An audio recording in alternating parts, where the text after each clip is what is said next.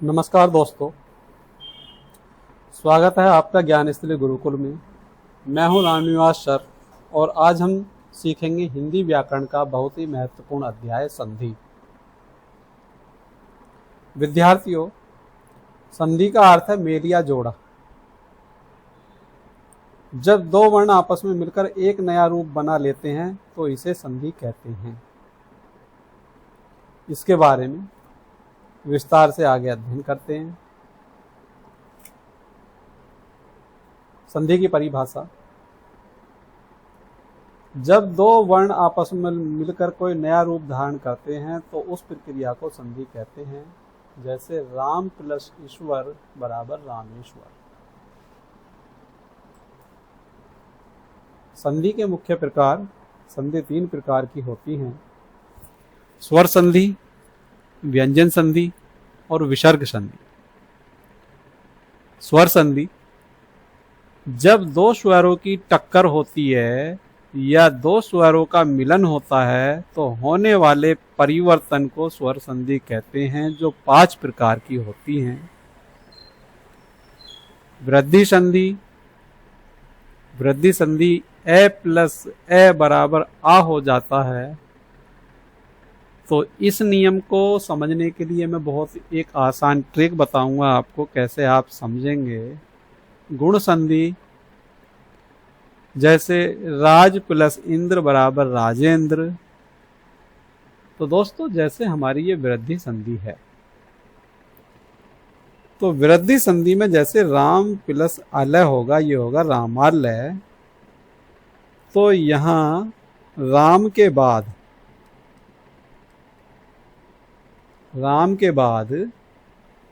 यहां स्वर की आवाज आ रही है ए की।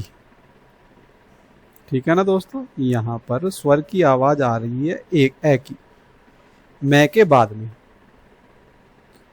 अब इस आवाज के साथ जब मैं की आवाज आ रही है, यानी कि पहले शब्द का अंतिम वर्ण ए और दूसरे शब्द का पहला वर्ण ए, देखो ये ए और ए मिलके बन गए आ, तो ये होगा रामालय। तो इसमें सबसे अच्छा तरीका ये है, देखो अभी आपको मैं समझाता हूं। जैसे आपकी स्वर संधि है और स्वर संधि में पहला लिखते हैं हम गुण, दूसरा लिखते हैं हम यण, तीसरा लिखते हैं हम अयादि, गुण यण अयादि, चौथा लिखते हैं वृद्धि,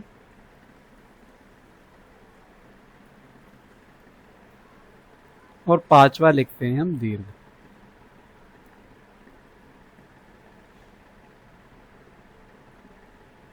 ठीक है भैया। अब ये जो गुण यण अयादि संधि हैं, तो सबसे पहले मैं इसकी पहचान बताता हूं गुण की। जिन शब्दों के ऊपर एक मात्रा होती है वो ज्यादातर गुण संधि के अंतर्गत आते हैं। सभी नहीं, ज्यादातर। एक मात्रा है ये, एक मात्रा, एक मात्रा, ये गुण संधि की पहचान है। दूसरा यण संधि।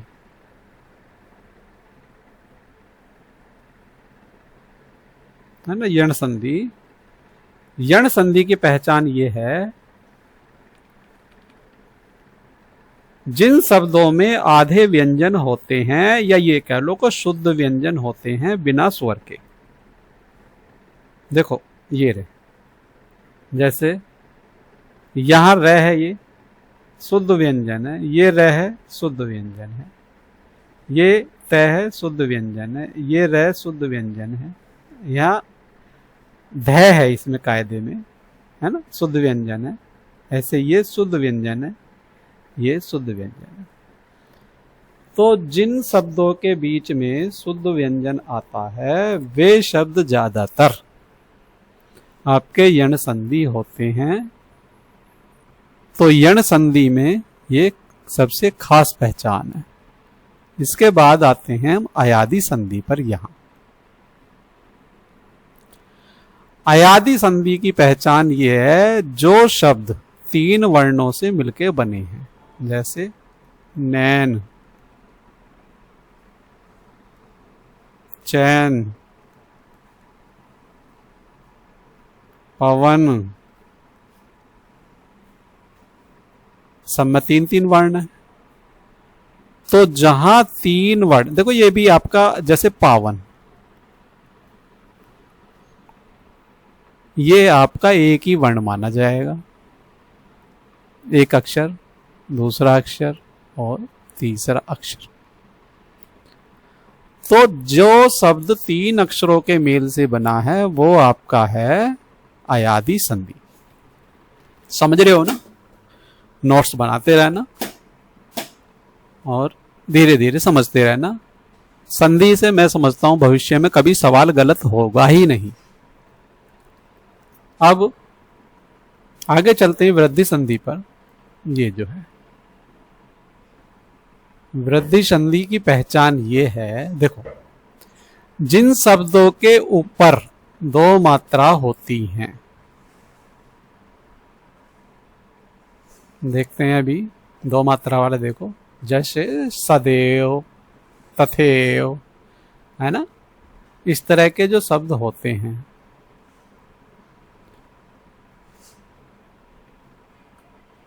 हाँ ऊपर ये एक मिनट, देखो ये एक मिनट, यहाँ ऐसे नहीं है, मैं इसको समझा दूंगा वैसे इसको अभी। जैसे मैंने लिखा एक शब्द सदैव, तो सदैव के ऊपर ये जो दो मात्राएं हैं, ये जहां दो मात्राएं किसी शब्द के ऊपर हैं वो आपकी वृद्धि संधि होती है। ठीक है।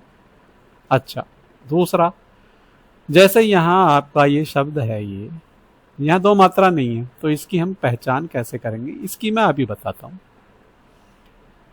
इसके लिए अभी हम आगे चलते हैं। इसके बाद आती है हमारी दीर्घ संधि। तो दीर्घ संधि का होता क्या है, दीर्घ संधि में दोनों, जैसे पहले शब्द का अंतिम वर्ण और दूसरे शब्द का पहला वर्ण, दोनों एक ही परिवार के होते हैं। देखो, एक ही परिवार से मेरा मतलब ये है, एक मिनट, एक ही परिवार से मेरा मतलब ये है, जब हम ये लिखते हैं स्वर ए, आ, ई और आपका, एक मिनट मैं जरा इसको इरेज कर लूँ, है ना, अभी एक मिनट।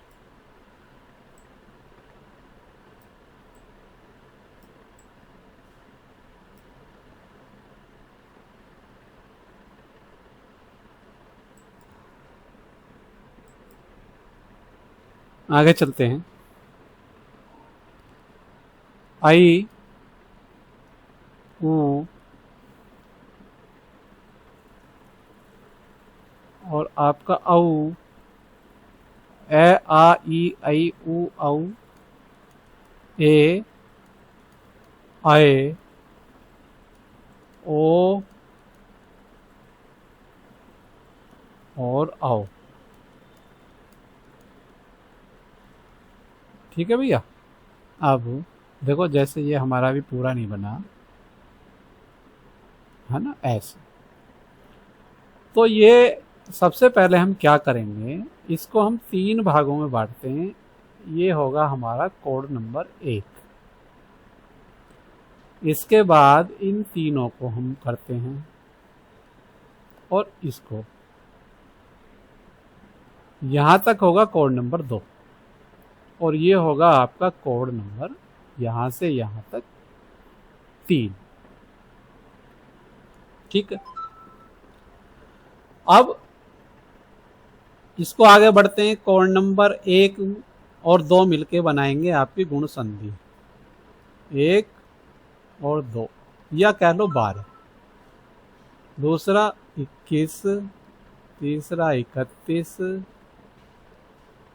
12, 21, 31, 12, 21, 31, एक मिनट। देखो दोस्त, ए, ये जो हमारे स्वर हैं इसको हमने 3 भागों में बांटा। ए आ, ई ऐ उ औ। ए आ को भाग 1, इनको भाग 2 और इनको भाग 3। अब इसके सामने से हमने कोड नंबर 1 और 2, 2 और 1, 3 और 1, 1 और 3, 1 1, 2 2, 3 1 बनाए। 3 1 नहीं है, 3 3 है।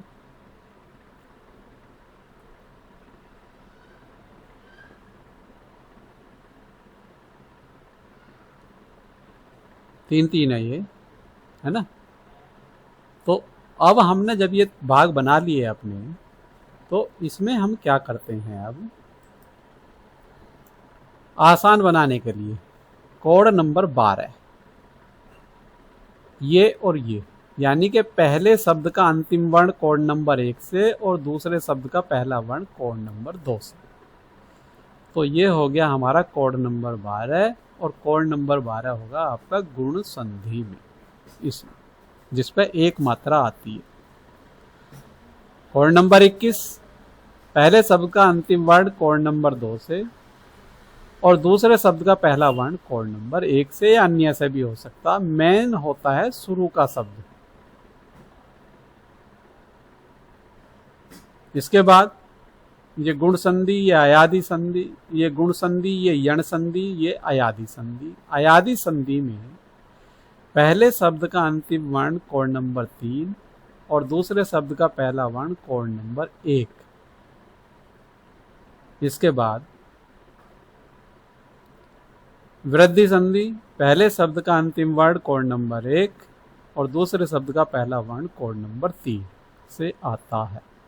ठीक है। 12 21 31 13 1 1 2 2 3 3। इसके बाद आता है हमारा दीर्घ संधि।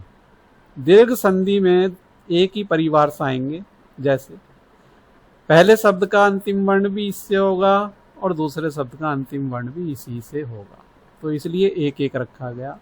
ऐसे ही पहले शब्द का अंतिम वर्ण भी इसी से होगा और दूसरे शब्द का अंतिम वर्ण भी इसी से होगा।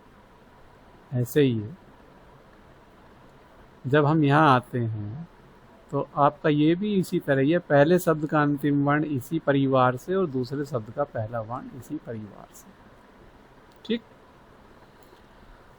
तो मेरे दोस्तों, अब हम इसको आगे समझते हैं, क्योंकि संधि का समझना बहुत ज़रूरी है। ये रटने से कभी नहीं आती, रटने से हमेशा गलत होते हैं। ये जो मैंने तरीका बताया है, ये आज तक किसी भी YouTube चैनल वगैरह पे नहीं बताया गया है। ये मेरा अपना खुद प्रैक्टिकल ही है। मैंने इसको खुद प्रैक्टिकल करा है। इस पे 99% सवाल इसके सही जाते हैं। तो वृद्धि संधि में जैसे ये है आपका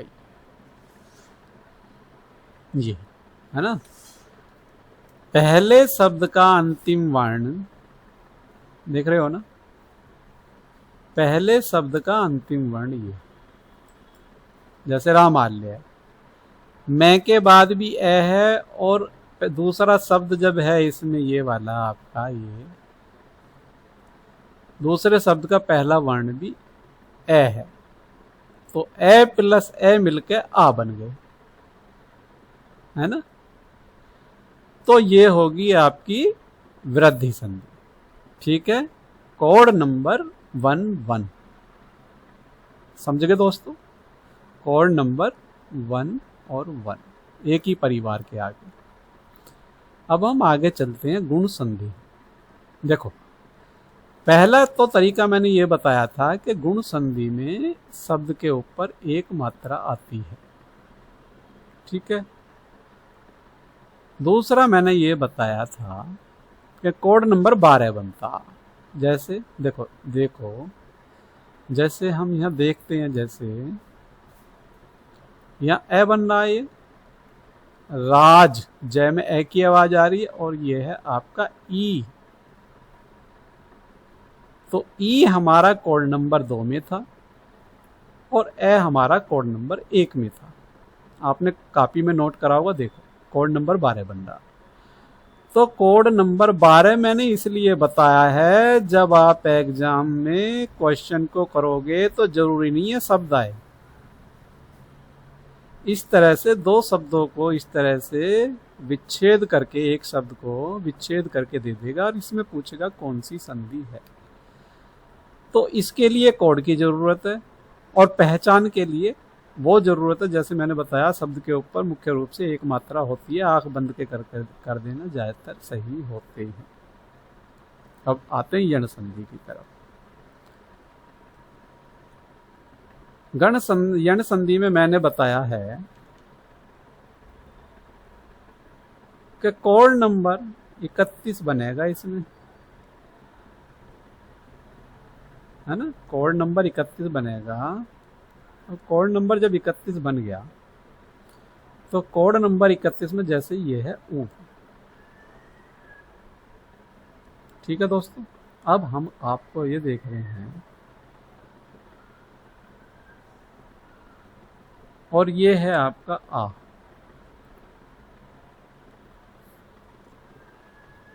तो आ कोड नंबर आपका कोड नंबर 1 से है।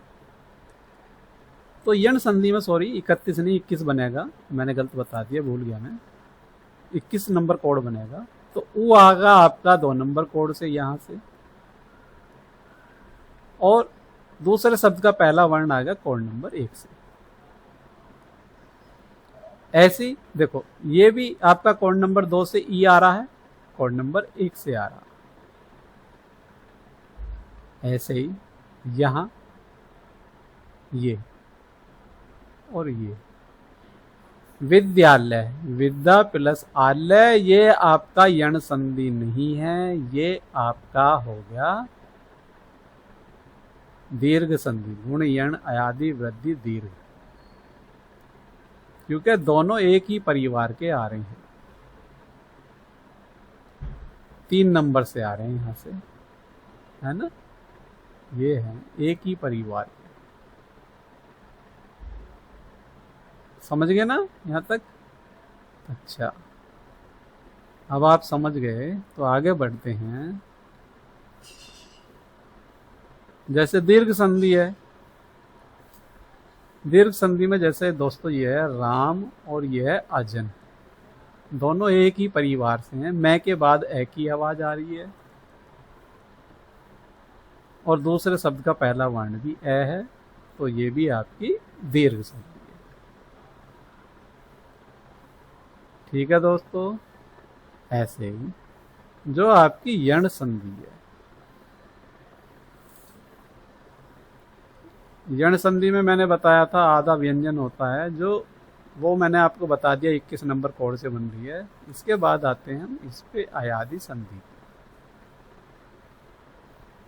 है ना। अयादि संधि में जैसे ये है पवन, है ना, पवन है।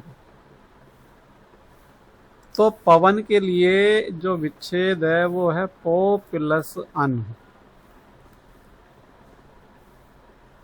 पो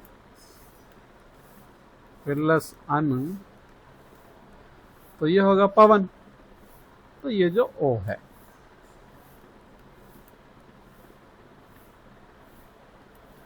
और ये जो ए है, कोड नंबर 3 और कोड नंबर 1, कोड नंबर बना हमारा 31। तो अयादि संधि होता हमारा 31 नंबर कोड से। ठीक है, मैं समझता हूं समझ गए होंगे। अब आते हैं हम वृद्धि संधि की तरफ। वृद्धि संधि मैंने बता दी, फिर दोबारा बता देता हूं। वृद्धि संधि में जैसे ये आपका दूसरा वाला शब्द है ए है, कै के बाद ए है, और यहां भी ए है। ठीक है, तो इससे तो आपका बनता है दीर्घ संधि, दीर्घ संधि बनता है इससे। इसका सदा, देखो मैं एक नया शब्द लिख के बताता हूं आपको, जैसे सदैव, है ना। तो सदैव में सदा प्लस एव, तो ये जो आपकी दो मात्रा हैं सदैव के ऊपर, ये आपकी बन जाएंगी वृद्धि संधि। अब कोड नंबर 13 बनना चाहिए, तो दे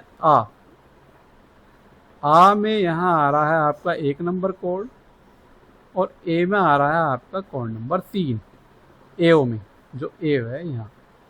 तो इस प्रकार से आपका कोड नंबर ये 13 होगा। ठीक है दोस्तों, तो इस प्रकार 13 नंबर कोड से बन गया आपका सदैव। अगर आप कोड याद रख लोगे इस तरह से, बहुत छोटी सी चीज़ है, ज़्यादा बड़ी नहीं है, 1-2 बार प्रैक्टिस करोगे समझोगे तो हो जाएगा। तो आपका मैं समझता हूँ पेपर बढ़िया होगा, और संधि के 2-3 क्वेश्चन आते ही आते हैं, इसलिए इसको अच्छे से समझ लेना। बार बार वीडियो देखनी पड़े बार बार देख लेना, लेकिन लापरवाही ना करना।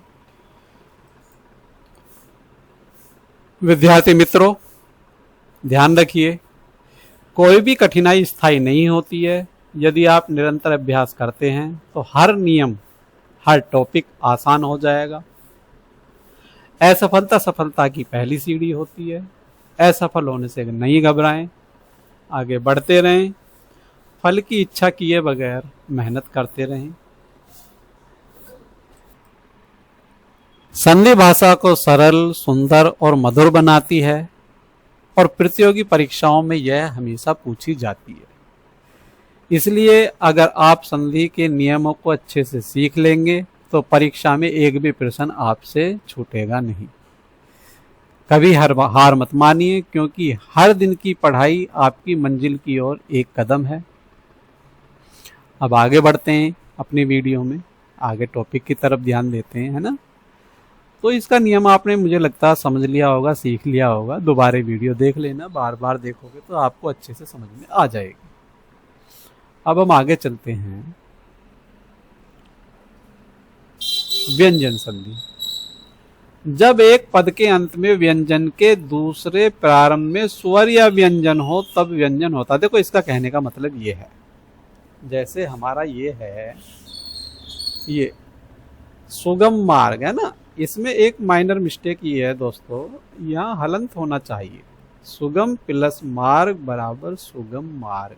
हलंत क्यों होना चाहिए? क्योंकि यहाँ पर ये आधा मैं है, ये शुद्ध व्यंजन है, तो शुद्ध व्यंजन से आगे हमारा दूसरा शब्द जोड़ा गया है, तो ये आपका हलंत वाला ही होगा। जब भी आपका व्यंजन संधि होगा, अगर हलंत नहीं लगाते हैं तो ये स्वर संधि बन जाएगा। समझ गए ना। आगे बढ़ते हैं। सुषुप्त, ये भी हलंत लगेगा। ये मैंने जानबूझ के छोड़े हुए ताकि मैं आपको बता सकूं माइनर मिस्टेक क्या होती है। अच्छा, एक पहचान ये होती है, जब आप ऑप्शन देखते हैं सबसे पहले ऑप्शन में आप हलंत वाले देखो, है ना भैया, हलंत वाला आपने देख लिया। फिर ये देखो, जैसे देखो, जैसे ये वाला शब्द है हमारा भगवत नाम, तो ये जो है आपका भगवन नाम, तय का न बनना और न का तय बनना, शब्दों में ये वर्ण का बदलाव अवश्य दिखाई देगा व्यंजन संधि में। जैसे भगवत प्लस नाम, तो तय का न बन गया, ये हो गया भगवन नाम। समझ रहे हो ना, शब्द का बदलाव ज्यादातर दिखाई देगा। जैसे सज्जन शब्द में लिखता हूं, जैसे स ज ज न, तो इसका विच्छेद होगा सत प्लस जन। तो मैंने देखा हलंत लगाया ना मैंने, तो ये जो हलंत लगा हुआ है ये आपका पहचान आपको करा देता है कि ये शुद्ध व्यंजन है। दूसरा, जय का तय बन गया, तय का जय बन जाएगा। आगे चलते हैं। विसर्ग संधि। विसर्ग संधि में पहले शब्द का अंतिम वर्ण के बाद विसर्ग अवश्य होता है। ठीक है दोस्तों, आगे बढ़ते हैं। इनके नियम हैं, लेकिन ये मैं पहचान के लिए बता रहा हूं। पहले शब्द का अंतिम वर्ण के बाद विसर्ग जरूर होता है, इसको आप देख लेना। प्रश्न की तरफ बढ़ते हैं। वीडियो लंबी हो जाएगी, ज़्यादा बड़ी हो जाएगी, आपको अच्छा फील नहीं होगा, है ना। जैसे राज प्लस ईश्वर, ये होगा राजेश्वर, है ना, ये राजेश्वर हो जाएगा, है ना। अगला देखिए कैसे हुआ। ए प्लस ई बराबर आय बन गए। पहले शब्द का ए और दूसरे शब्द का पहला वर्ण ई बराबर आय, है ना, तो ये होगा राजेश्वर। आगे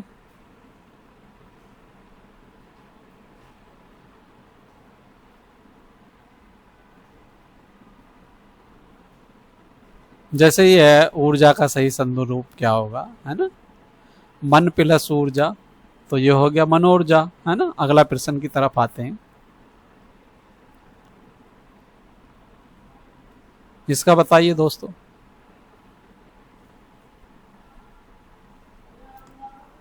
इसका ऑप्शन है आपका लोकेंद्र।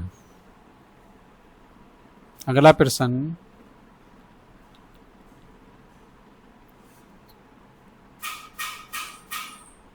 इसका ऑप्शन है दोस्तों आपका विद्यार्थी, ऑप्शन ए। अगला प्रश्न,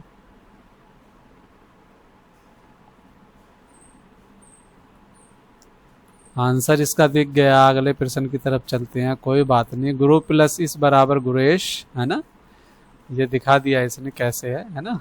आगे चलते हैं।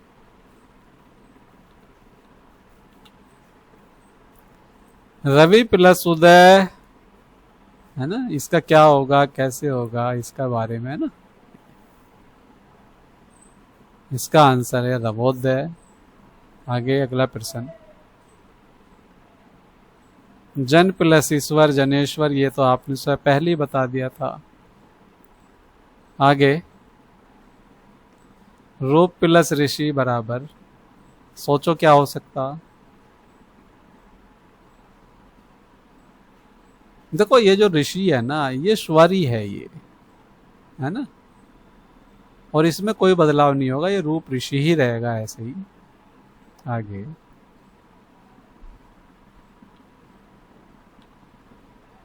शिव प्लस उपासक का संधि रूप शिवोपासक, है ना। ऊ की मात्रा औ में बदलेगी, ए प्लस उ बराबर औ हो गए, है ना। अगला प्रश्न नंबर 10, देव प्लस इस देवेश हो गए। इस हमेशा याद रखना, जितने भी संधि विच्छेदों में इश आता है, इश बड़ा बनता है, ई बड़ा बनेगा। आगे चलते हैं प्रश्न नंबर 11 की तरफ। तो लोक प्लस ऋषि, वेरी गुड, बी आएगा इसका।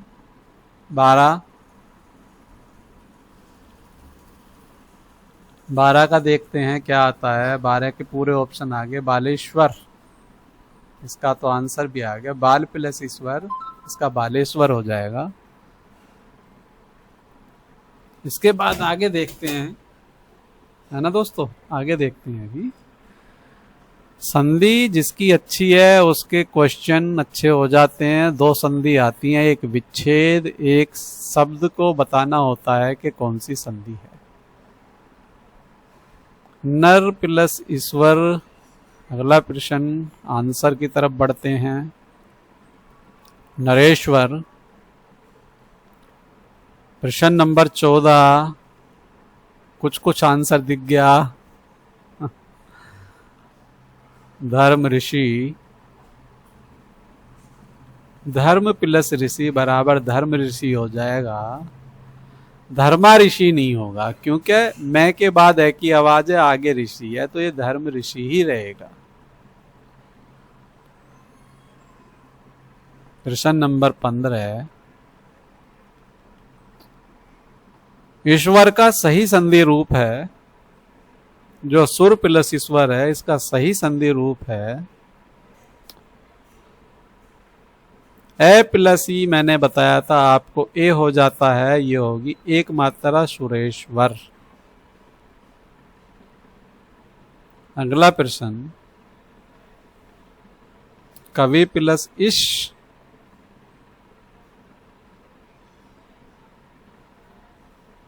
आंसर की तरफ बढ़ते हैं।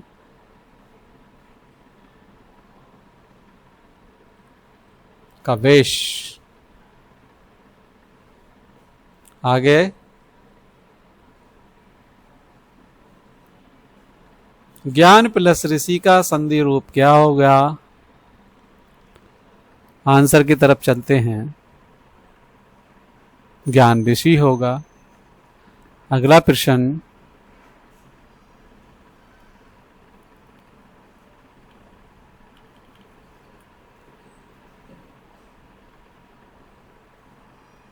राम प्लस ईश्वर,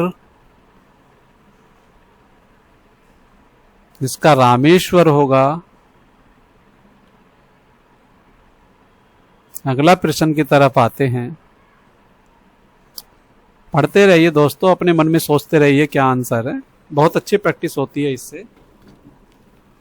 समय का बिल्कुल सही उपयोग होता है, नोट्स भी आप बना सकते हैं, लेकिन इससे प्रैक्टिस बड़ी अच्छी होती है। आंसर की तरफ चलते हैं, भगवान ऋषि। अगला प्रश्न,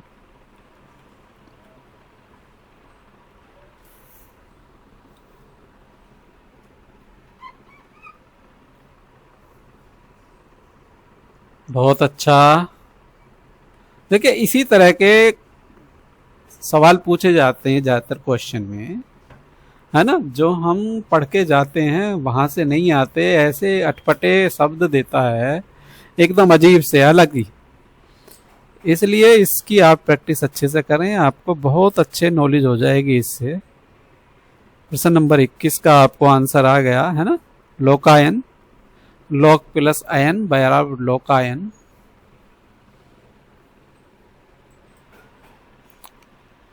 आगे बढ़ते हैं।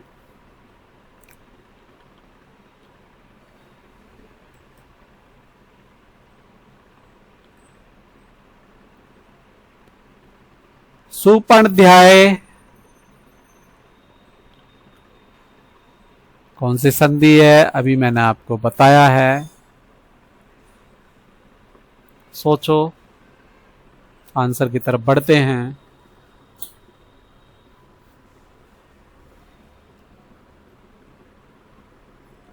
पर संवर्ग संधि संपूर्ण ध्याय यानी कि व्यंजन संधि है ये।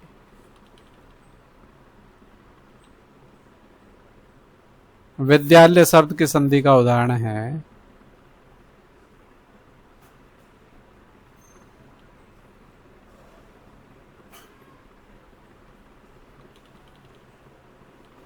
ये गलत हो रहा है दोस्तों। आ प्लस आ, ये हो जाएगा आपका, जो आपका 1-1 कोड दिया सबसे लास्ट वाली दीर्घ संधि का है ये। अगला प्रश्न,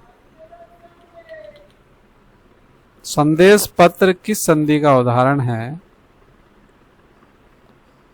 ये थोड़ा गलत हो गया दोस्तों, इसको नोट मत करना, है ना, ये गलत है, ये इसको नोट नहीं करना।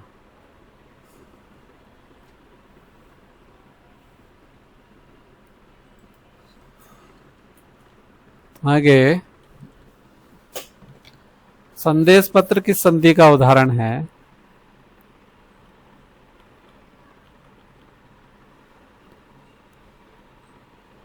संदेश प्लस पत्र, संदेश पत्र,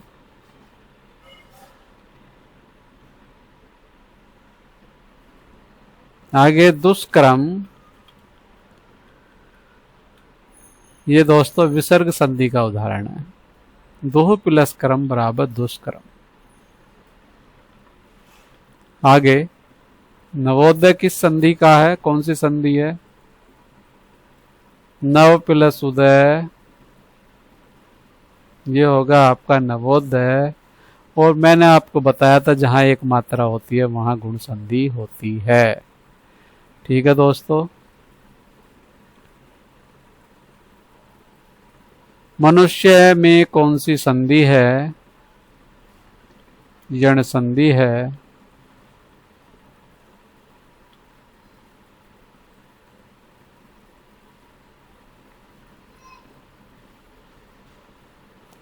यण संधि की मैंने आपको बताई थी, शब्द के बीच में आधा व्यंजन आता है।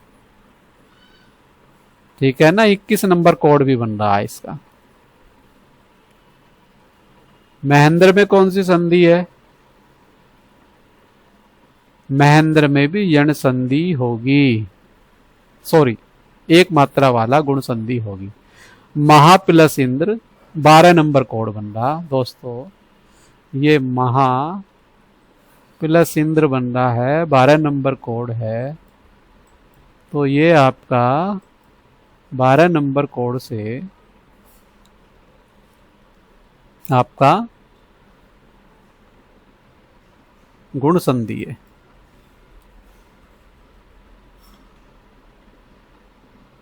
आगे चलते हैं। दुर्गत में कौन सी संधि है?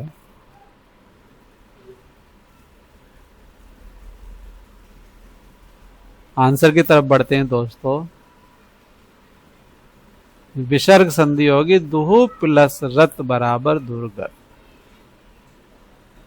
अगला प्रश्न, दुष्कर में कौन सी संधि है?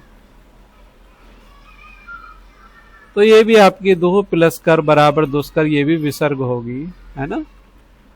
तो दोस्तों आप ज्यादा से ज्यादा प्रैक्टिस करें, ज्यादा से ज्यादा तरीके से अभ्यास करें, किताब से करें। लेकिन जो मैंने ट्रिक और तरीका बताया है, जब आप प्रैक्टिस करोगे किताब से तो आपको ये मेरा तरीका बहुत काम आएगा। ज्यादातर सवाल आपके सही जाएंगे, है ना। तो विद्यार्थी दोस्तों, यह था संधि का संक्षिप्त परिचय। आने वाली कक्षा में हम संधि विच्छेद और नियम को और भी अधिक विस्तार से पढ़ेंगे। अगर आपको यह वीडियो अच्छा लगा तो इसे लाइक करें, शेयर करें और चैनल ज्ञान स्थली गुरुकुल को सब्सक्राइब करना बिल्कुल ना भूलें। याद रखिए, ज्ञान ही असली शक्ति है और ज्ञान लगातार सीखने रहने ही सफलता की कुंजी है। ज्ञान को लगातार सीखते रहिए और आगे बढ़ते रहिए। धन्यवाद। जय हिंद, जय भारत।